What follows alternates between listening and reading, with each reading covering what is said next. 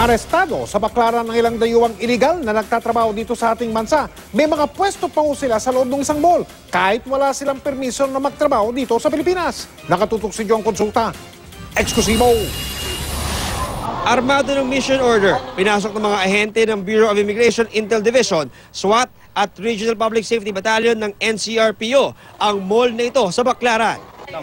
Yeah, wait, I take the documents. Later you ask me passport, so where I take? Yeah, where's the passport now? Ang ilan sa mga dayuhan, di na nakapalag ng abutan ng raiding team sa kanilang mga tindahan.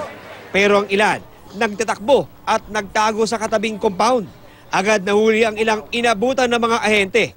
Pero may ilang nakatakbo at nagkulong sa kwarto sa ikalawang palapag na tadtad ng CCTV sa labas. Dahil sa patuloy na pagmamatigas ng mga dayuhan, napilitan ng gumamit ng battering ram ang raiding team para mabuksan ang pinto. Arestado sa loob ang 8 Chinese national.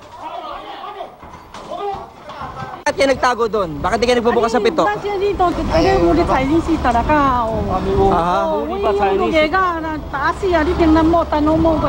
We have received numerous reports that there are foreigners here working without appropriate visas and permits. Our co-Filipino workers are being robbed of their livelihood by these foreigners. Sa kabuuan, may 38 Chinese nationals, 7 Bangladeshi at 1 Pakistani national ang inaresto ng immigration. We will endorse this to our legal division for the filing of the proper charges, and then eventually they will be deported.